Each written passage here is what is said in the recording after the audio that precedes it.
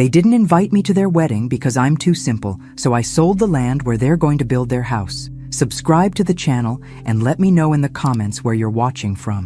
My journey from doormat to dignity might just be the story you need today. The envelope wasn't there. Again, I checked the empty mailbox for the 10th time that week, my arthritic fingers gripping the cold metal door. There had to be a mistake.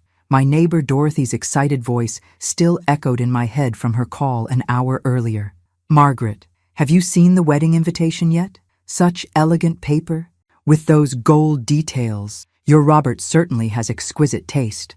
I'd mumbled something about the rural male being slow, hiding the tremor in my voice behind practiced cheerfulness. 73 years gives you plenty of time to perfect the art of disguising pain. In the hallway mirror, I studied my reflection. Gray hair pulled back in a simple bun, face weathered from decades working our Tennessee farm. "Too simple," I whispered, echoing words I'd overheard Robert say during his last visit 6 months ago. Words not meant for my ears. My old pickup had been in the shop for weeks, another reminder of things falling apart. The bus schedule showed one leaving for Nashville in 30 minutes. I grabbed my purse, the good one John had given me for our 40th anniversary before the cancer took him, and headed out. 2 hours later, I stood in the gleaming lobby of Wheeler and Associates, my son's law firm. The receptionist's perfectly sculpted eyebrows arched when I gave my name. "Mrs. Wheeler, do you have an appointment? I'm Robert Wheeler's mother." Her eyes widened. "Oh, one moment, please." I watched her whisper into the phone, her eyes darting toward me. The plush waiting area made my clean but worn clothes feel suddenly shabby. 10 minutes passed before Robert appeared. Tension radiating from his tailored suit. "Mom, what are you doing here?" His voice held more alarm than welcome. "I needed to see you." I kept my voice steady. "Dorothy received her invitation to your wedding. Mine seems to be lost." He guided me to a conference room, checking his watch. "I have a client in 15 minutes. The room felt too cold, too sterile. Nothing like the warm kitchen where I'd taught him to make his father's favorite cornbread. "There's no invitation coming, Mom." His words fell between us like stones. "Vanessa and I decided the event will be very sophisticated. You wouldn't feel comfortable." "I see."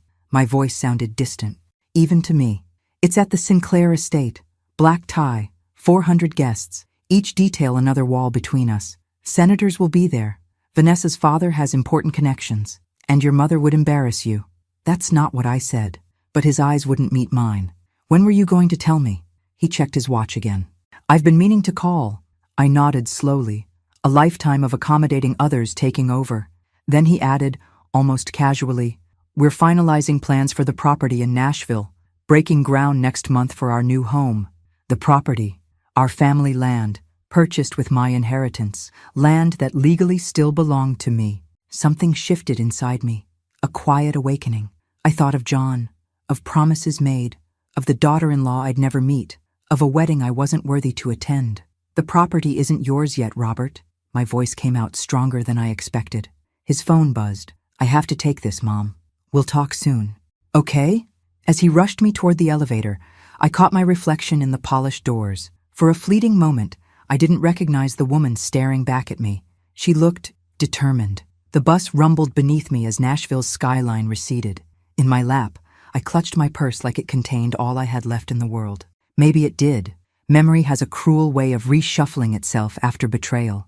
Suddenly, I could see the pattern I'd been too loyal to notice. Robert's visits growing shorter, calls more infrequent, gifts increasingly impersonal, the Christmas check instead of a visit, the birthday card signed by his assistant. When had my son become a stranger?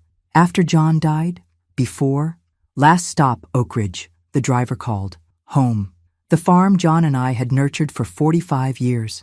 As I walked the gravel path toward my house, I noticed someone working on the fence line. Frank Anderson, my neighbor of 20 years. "That north pasture post was leaning something awful," he said by way of greeting, hammering a nail with practiced precision. At 68, Frank's weathered hands still worked with the strength of a younger man. "You didn't have to do that, Frank." "Neighbors help neighbors." He wiped sweat from his brow. "Everything all right?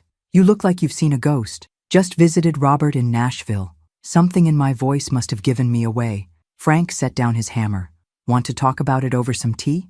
Inside my kitchen, I found comfort in the familiar ritual of boiling water and arranging cookies on the plate John had always favored. Frank settled at the table, his presence solid and undemanding. "My daughter hasn't spoken to me in 7 years," he said suddenly.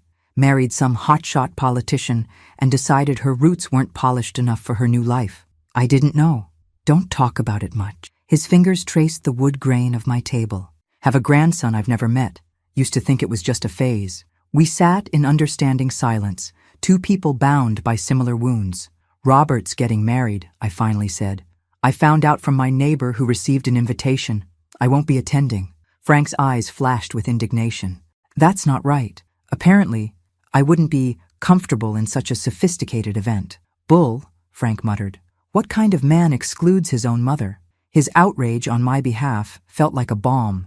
For years, I'd made excuses for Robert's gradual distancing. He was busy, successful, building his life. Now, hearing my situation through Frank's ears, the rawness of it struck me anew. Later that evening, after Frank left, I found myself in the spare room where I stored John's things. Among his papers, a sealed envelope caught my eye, my name written in his familiar handwriting. With trembling fingers, I opened it. Inside was a birthday card, never delivered.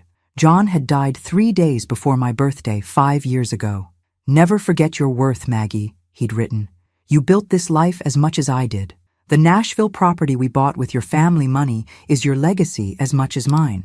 Don't let anyone tell you different, especially not our son." I clutched the card to my chest, feeling John's presence surround me. A tear slipped down my cheek, not of sorrow but of something else. Resolve, perhaps. Outside, darkness settled over the farm. Inside, something was waking up. The property tax notice arrived a week later, jarring me from my fog of hurt and confusion. I needed John's files. His office remained largely untouched since his death, a shrine of sorts, with his reading glasses still perched atop folders, as if he'd just stepped out. The metal filing cabinet in the corner had always been his domain. Now, it was my mission. Dust clouded the air as I pulled open drawers filled with farm records, equipment manuals, and tax returns. In the bottom drawer, a folder caught my eye. "For Maggie, emergencies only." Secured with one of John's red rubber bands, my heart quickened. John had been methodical about everything, especially our affairs. Inside the folder lay not only the Nashville property deed, but also a leather-bound journal I'd never seen before. The first entry was dated 3 years before John's death. "Doctor confirmed today what I've suspected. My heart's giving out. Haven't told Maggie yet. Need to get our affairs in order first." I sank into John's chair, the weight of his secret pressing on me. Page after page detailed his declining health, his concerns about our farm, and, most disturbingly, his worries about Robert. "Robert came by today, asked again about the Nashville property, said he's thinking of building there someday." Something in his tone bothered me, like he's already counting on it being his. Further entries grew darker. "Patrick Murray called today, said Robert had been consulting different lawyers about accelerating the transfer of property from us, suggested Maggie might not be mentally capable of managing valuable assets. My son is planning to declare his own mother incompetent. I need to confront him, but these chest pains are getting worse." John never had that confrontation. His heart attack came 3 days later. The final pages held his explicit wishes. The Nashville property was bought with Maggie's family money. It should be sold after my death to secure her comfort in old age. Our son needs to make his own way, not depend on our sweat. I closed the journal, mind reeling. Robert hadn't just excluded me from his wedding. He'd been plotting to take control of my property by questioning my mental competence. The betrayal cut deeper than I could have imagined. A knock at the door startled me. Frank stood on my porch, holding a basket of fresh vegetables. "Thought you might like some of my tomatoes," he said, then noticed my expression. "Margaret, what's wrong?" I hesitated, then made a decision. "Frank, do you have time for a cup of coffee? I found something you should see." That evening, I couldn't sleep. John's journal lay on my nightstand, its revelations still burning in my mind. Robert's words from years of visits replayed with new meaning. His casual questions about my memory, his offers to help manage my finances, his suggestions that the farm might be too much for me. I'd mistaken concern for control. As dawn broke over the eastern pasture, I made my decision. No more invisible Margaret. No more doormat. I would reclaim what was mine, not just property, but dignity. When the barn roof partially collapsed during a thunderstorm the following week, I called Robert out of habit. "I'll send someone out," he promised. Distracted, no one came. 3 days later, Frank arrived with his nephew Sam, a skilled carpenter. "Heard you had some trouble with the barn," he said simply. For 3 days, we worked together.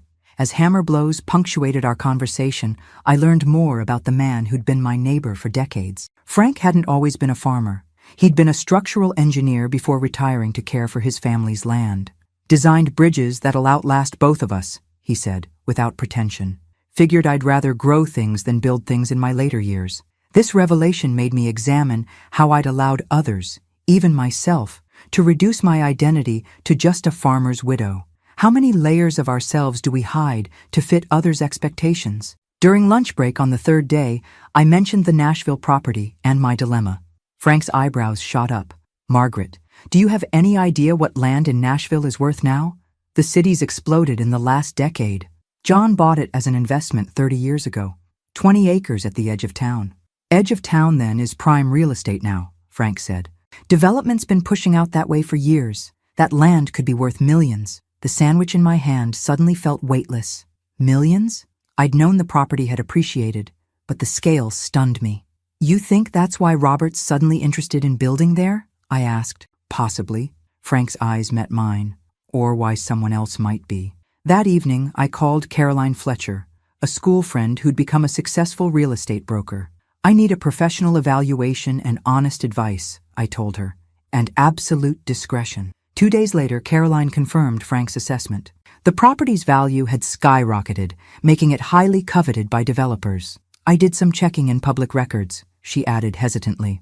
"Sinclair Developments recently filed preliminary paperwork for a large-scale residential project in exactly your area.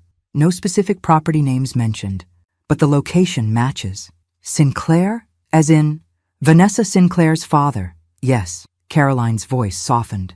"They can't develop without your permission, Margaret, but they seem confident they'll get it." That same afternoon, I received an unexpected message from someone named Emma Sinclair, introducing herself as Vanessa's younger sister. "I found some old photos of Robert with family and got curious about you," she wrote. "Would you like help setting up social media to reconnect with old friends?" My instinct was to decline, but something stopped me. Knowledge was power, and I needed all I could gather. "I'd appreciate that," I replied. "Perhaps we could meet for coffee?" Later, gazing out at the land John and I had tended for decades, I felt something stirring beneath years of accommodation and self-doubt. Not anger exactly, something cooler, more focused. The property wasn't just land. It was the last thing John and I had built together, and someone was trying to take it from me. The cafe Emma suggested was 30 miles from Nashville, far enough to avoid accidental encounters with Robert or Vanessa. Smart girl. She arrived 5 minutes early.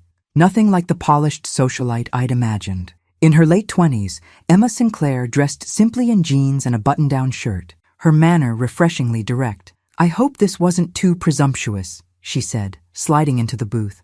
"I've heard so much about Robert's family, but realized I'd never seen pictures of you until I found some old ones in his apartment while helping with wedding preparations." I studied her face, searching for signs of manipulation. Found none. "You're nothing like your sister," I observed. A flicker of something, pain, crossed her features. We took different paths. As Emma walked me through creating basic social media accounts, our conversation drifted toward family. She spoke of growing up in the Sinclair empire, the constant pressure to project perfection. 3 years ago, at my father's birthday gala, I defended my mother," she said suddenly, eyes fixed on her coffee. "She struggles with depression. Dad and Vanessa said she was embarrassing the family by declining to attend. I lost my temper. What happened? They humiliated me in front of everyone. Said I was just like her, emotional, unreliable." Her fingers traced the rim of her cup. "Dad made it clear that people who don't serve the family image have no place at the table, just like simple people have no place at Vanessa's perfect wedding." The parallel wasn't lost on either of us. "Where's your mother now?" I asked. "Private facility in Arizona. I visit monthly." "They never do." As our conversation continued, Emma inadvertently confirmed my suspicions when she mentioned the wedding timing.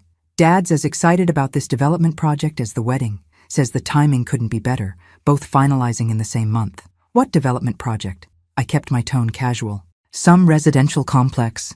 Dad's been obsessed with the location for years. She shrugged. Wedding talk is all about strategic alliances in my family. Not exactly romantic. On the drive home, I pondered this unexpected connection. Emma had reached out from genuine curiosity, unaware of her family's schemes involving my property.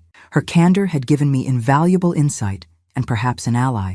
That night, I made 3 decisive calls. To Caroline, my real estate friend, to a lawyer she recommended named Diane Reynolds, who specialized in elder protection and property law, and to Frank, whose engineering background and unwavering support had become my anchor. I don't want to hurt my son, I explained to Diane, but I need to protect my future and my dignity. We'll make sure that happens, Mrs. Wheeler, she replied with quiet confidence. Over the next week, a plan began taking shape, not of revenge, but of reclamation, of becoming visible again. As the farm's evening shadows lengthened, I found myself standing straighter, speaking more firmly, thinking more clearly than I had in years.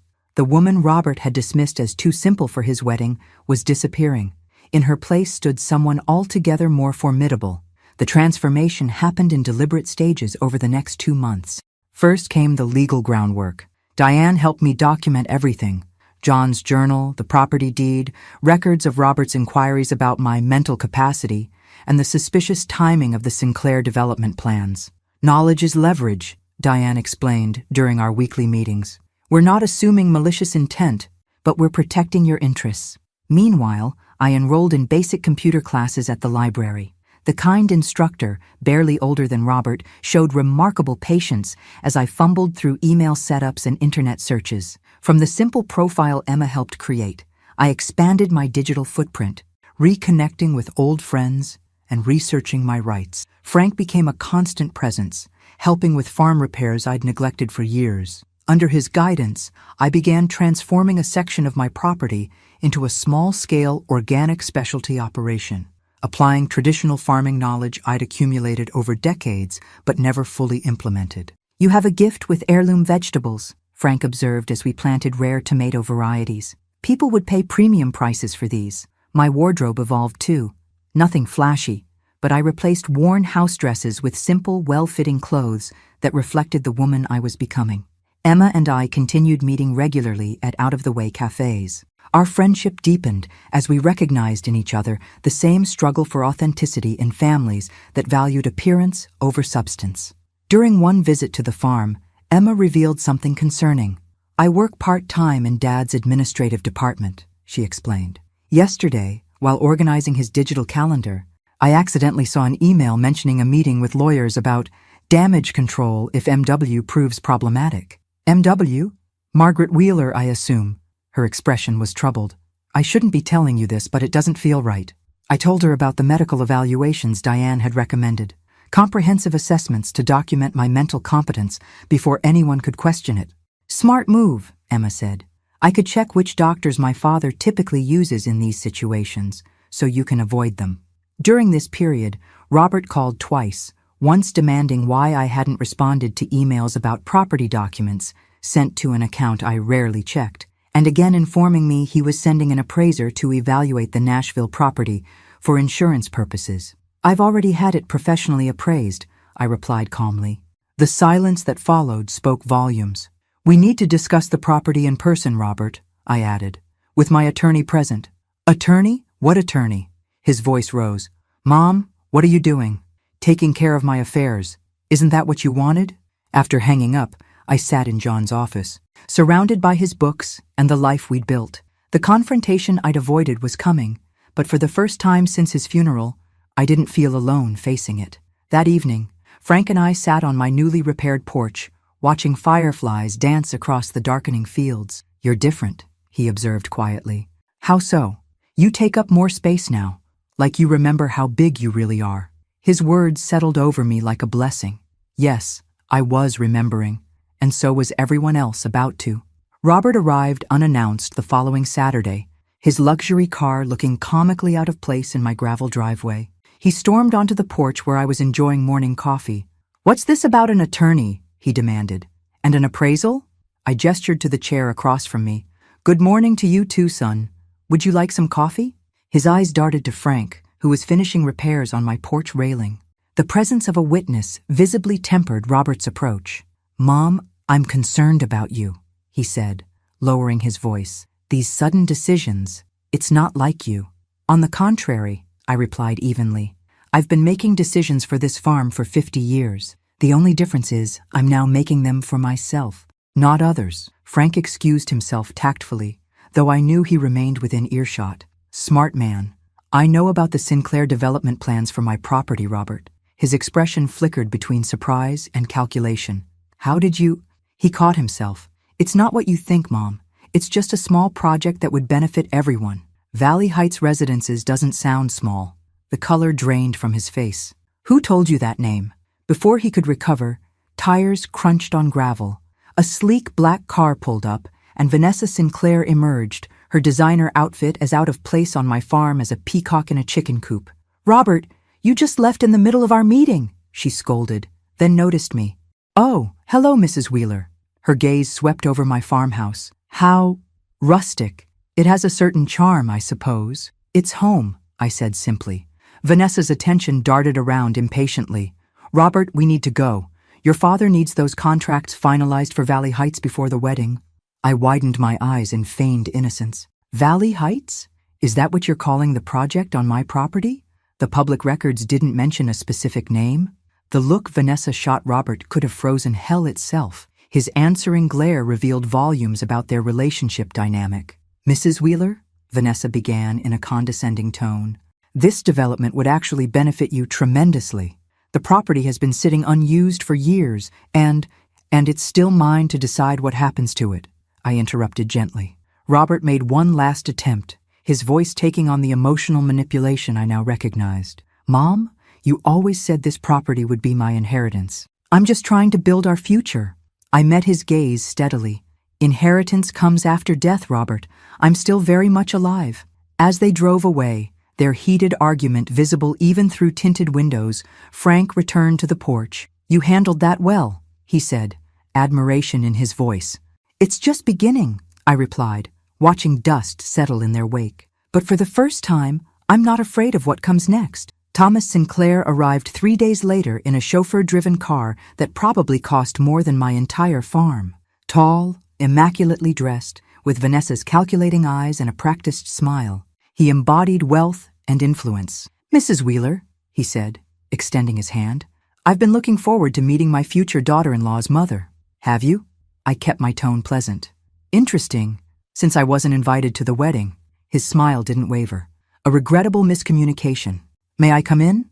Inside, Thomas declined my offer of coffee, instead producing a leather portfolio. "I understand there's been some confusion about the Nashville property development." "No confusion. It's my property, and I haven't agreed to any development." He chuckled, as if I'd said something charmingly naive. "Of course, but I believe once you see our proposal, you'll understand what an opportunity this represents." The portfolio contained glossy renderings of an upscale residential community. "Valley Heights will be the premier address in Nashville. We're prepared to offer you a generous participation stake." "What percentage?" I asked. His eyebrows lifted slightly at my directness. 8% of net profits. "For property worth millions? That's interesting math, Mr. Sinclair." His charm began slipping. "Mrs. Wheeler, development involves significant costs and risks, which is why developers normally pay fair market value up front when purchasing land," I countered. "Not lowball percentages." Thomas's demeanor cooled. "I have significant influence in Tennessee business circles. Fighting this development would be emotionally taxing for someone your age." I smiled genuinely for the first time. "Mr. Sinclair, I've spent my entire life working this land. I know when someone's trying to plant rotten potatoes." After his stormy departure, Emma called in a panic. "I overheard Dad, Robert, and Vanessa discussing hiring a doctor to declare you mentally incompetent." My stomach tightened, but John's preparation and Diane's foresight had prepared me for this. "When?" "They're meeting Dr. Simmons tomorrow. Dad used him before with my grandmother." Emma's voice shook. "They did the same thing to her years ago, taking control of property she owned." History repeating itself. I murmured. It's worse. My grandfather did the same to Dad, using him to expand the business and then discarding his dreams. The pain in Emma's voice was raw. It's a family pattern I can't bear watching again. I immediately called Diane, who accelerated our timeline for medical evaluations. It will take a few weeks to get all the specialists to see you, but we'll document everything thoroughly. Meanwhile, Caroline introduced me to executives from Bridgestone Development, a competing firm interested in the property for a project that included affordable housing and partial environmental preservation. We're not rushing decisions, I told them, but I appreciate understanding all my options. That night, I sat with Frank on the porch, sharing everything I'd learned. They won't stop, he warned gently. Men like Thomas Sinclair don't lose gracefully. Neither do farmers' widows, I replied, taking his weathered hand in mine, especially ones who are remembering who they really are. His fingers tightened around mine, and in that quiet moment, another transformation began, one I hadn't anticipated, but welcomed with a heart opening to possibilities I'd thought long past. With only 5 weeks until the wedding, my strategy unfolded with precision. First, Diane sent formal notifications to Robert and Sinclair Developments stating that no negotiations regarding the property would occur before a complete review of all options, a process that would likely extend beyond the wedding date. Caroline simultaneously initiated preliminary discussions with Bridgestone Development, making it clear I was exploring multiple options without commitment. At home, my transformation continued. I updated my hairstyle. Nothing dramatic, just fresher, more flattering. With Frank's expertise, we expanded the organic farming operation, focusing on heirloom vegetables and specialty crops that commanded premium prices at farmers' markets. Emma, using her administrative position at her father's company, kept me informed of Thomas's movements. During one farm visit, she revealed something disturbing. While organizing Dad's digital calendar, part of my job, I accidentally saw an email about a meeting with lawyers discussing containment strategies if MW proves difficult. Her voice trembled. They're preparing for a fight. This confirmed my suspicions about their true intentions. When I told Emma about my ongoing medical evaluations, she offered invaluable insight. Dad typically uses 3 specific doctors for these situations.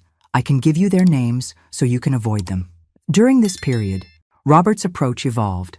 Angry calls gave way to formal emails through attorneys, finally culminating in an apparently conciliatory visit where he offered forgiveness if I would stop complicating matters. I'm not seeking forgiveness, Robert, I replied calmly. I'm seeking respect. The medical evaluations proceeded systematically, neurological, psychological, cognitive assessments, all documenting my perfect mental competence. Each specialist's report became another brick in the wall protecting my autonomy. Frank and I spent evenings planning further farm improvements, our connection deepening beyond friendship into something neither of us had expected to find at our age. His engineering expertise complemented my agricultural knowledge, creating something stronger together than either of us had alone. John would approve, I told Frank one evening as we watched the sunset. He always said life was for living, right until the end.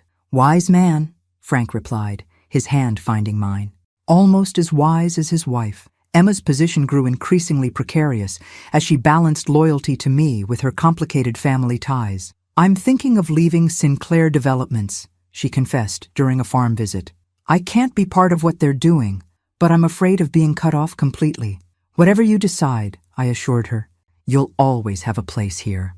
The irony wasn't lost on me. I was offering Emma the unconditional acceptance Robert had sought from the Sinclairs, while he denied me the same from him. As the wedding date approached, Thomas made increasingly aggressive moves, sending lawyers with revised offers and thinly veiled threats. Each was met with Diane's calm but firm response. Mrs. Wheeler is still reviewing her options. My strength grew with each confrontation. The woman who had once faded into the background now stood firmly in the center of her own life, ready for whatever came next. 3 weeks before the wedding, with my medical evaluations officially confirming my full mental capacity, I requested a formal meeting with Robert, asking him to come alone to Diane's office. When he arrived, his expression hardened, seeing not just Diane and me, but also Caroline and 2 executives from Bridgestone Development. What is this? He demanded. A business meeting, I replied with professional calm. Please, sit down. For the next hour, I presented a detailed comparison between the unofficial Sinclair Developments proposal, based on information Emma had legitimately accessed, and Bridgestone's formal offer. The contrast was stark. Thomas's plan significantly undervalued the property, offering me a fraction of its worth, while Bridgestone offered full market value and more environmentally conscious terms. As a mother, I would keep this property for you, Robert, I explained, my voice steady. As a businesswoman, I cannot ignore a superior proposal. Color drained from his face when I revealed evidence of his previous inquiries about my mental capacity and the true Sinclair plans for the property. How did you find all this? He whispered. Your father kept records, I said simply, and I made new friends. Robert's eyes darted between the documents, his carefully constructed plan crumbling. What hurts most, I continued, isn't that you wanted the property, but that you didn't consider me worthy of knowing the truth, of being included in your life, or even in your wedding. His face reflected a storm of emotions, anger, shame, and finally, reluctant recognition that he had severely underestimated his mother. The Sinclairs aren't who you think they are, I added gently. You don't know them, he countered, but without conviction. I know Thomas offered me 8% of a development on land I own outright. What does that tell you about his business ethics? Something flickered in Robert's eyes. Doubt. Before he left, I handed him a small box containing John's wedding ring. Your father wanted you to have this when you found true love, I said quietly. I still hope one day you will.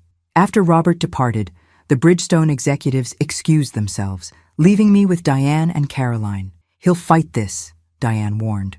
Yes, I agreed, but now he's fighting with incomplete information. What do you mean? Caroline asked. I smiled. I didn't tell him I've declined both offers for now.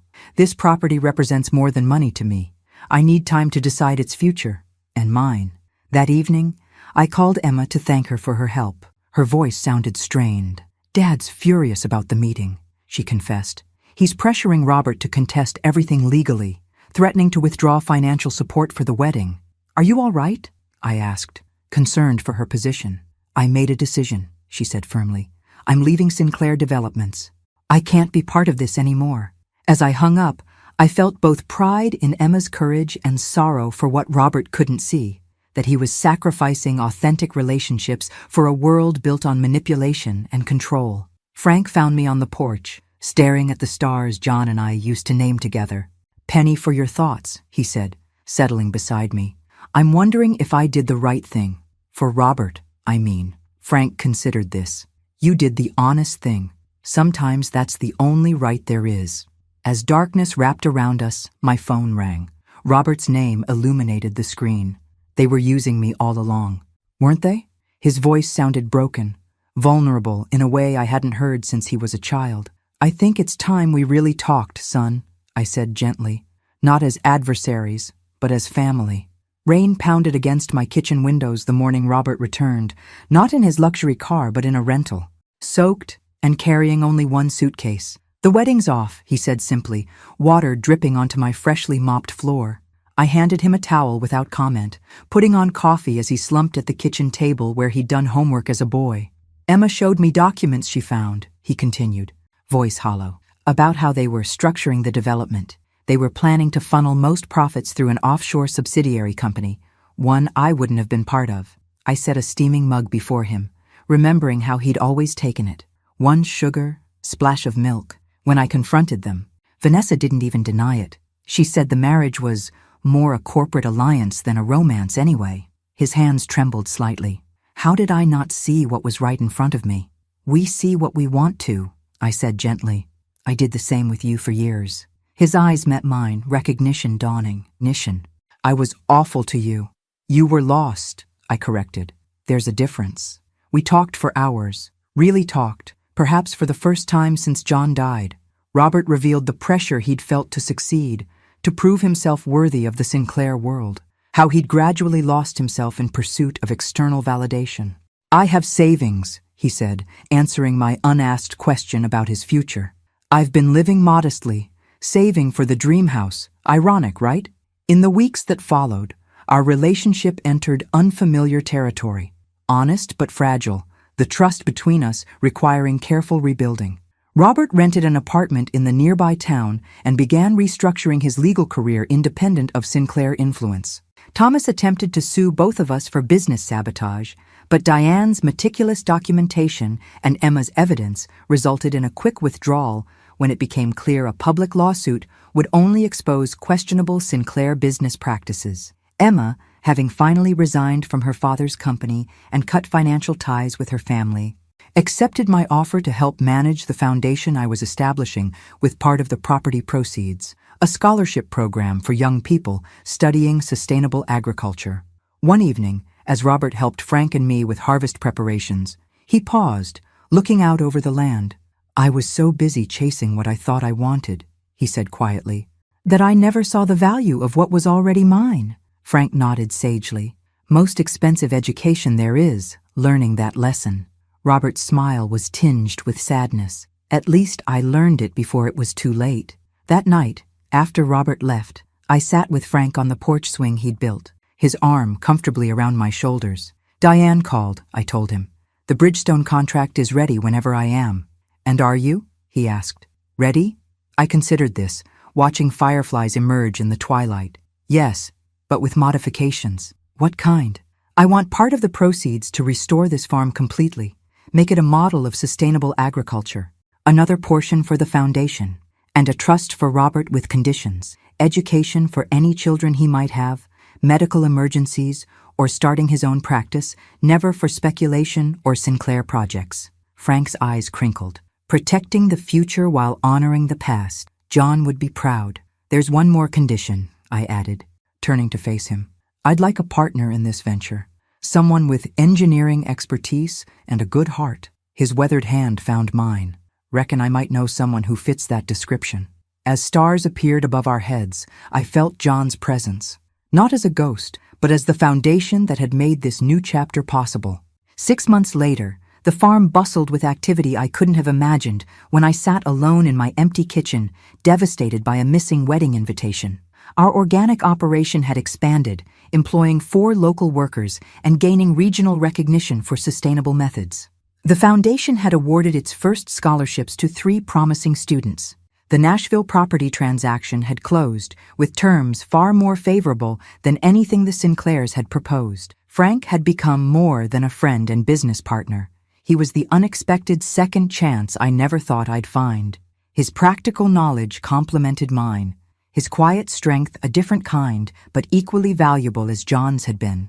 Robert, working remotely as a legal consultant for small farmers and rural businesses, had found purpose that aligned his professional skills with more authentic values. His weekly visits became a highlight rather than a source of anxiety.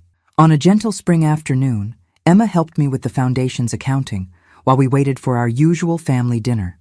Robert arrived, uncharacteristically nervous. "I've invited someone," he said. "I hope that's okay." Her name was Claire, a local teacher Robert had met while volunteering at the community school. Unlike Vanessa, she greeted me with genuine warmth, admiring the farm with authentic interest rather than forced politeness. During dinner, news about the Sinclairs emerged. Sinclair Developments faced federal investigations for questionable offshore practices. Vanessa had relocated to Europe, publicly distancing herself from her father's business to protect her own reputation. As I observed the table, Robert animatedly discussing a case with Claire, Emma laughing with Frank about some shared memory, the vibrant farm surrounding us, a profound peace settled over me. The betrayal that had nearly broken me had instead forced me to rebuild myself stronger, truer to the woman I'd always been beneath years of accommodation and invisibility. "Mom," Robert said, interrupting my thoughts, "I've been meaning to ask, how did you know? About the Sinclairs? About what would happen?" I smiled, thinking of John's journal, of Emma's courage, of Frank's steadfastness. "I remembered my worth," I said simply. Everything else followed from that. Later, after our guests departed, Frank and I walked the perimeter of the farm in the fading light, planning next season's expansion. "You know what I love about this land?" he mused. "It doesn't hold grudges. You can plant something new every season." "People can be the same way," I replied, thinking of Robert's gradual return to himself, of Emma's fresh start, of my own late-blooming courage. The farm that John and I had cultivated for decades continued nurturing new generations, not as a commodity to be sold, but as a legacy of integrity, honest work, and authentic love. As dusk settled over fields that had witnessed both my deepest pain and unexpected joy, I remembered John's words from his journal, "Never forget your worth, Maggie." Finally, I hadn't, and neither had anyone else. Thanks for listening. Don't forget to subscribe and feel free to share your story in the comments. Your voice matters.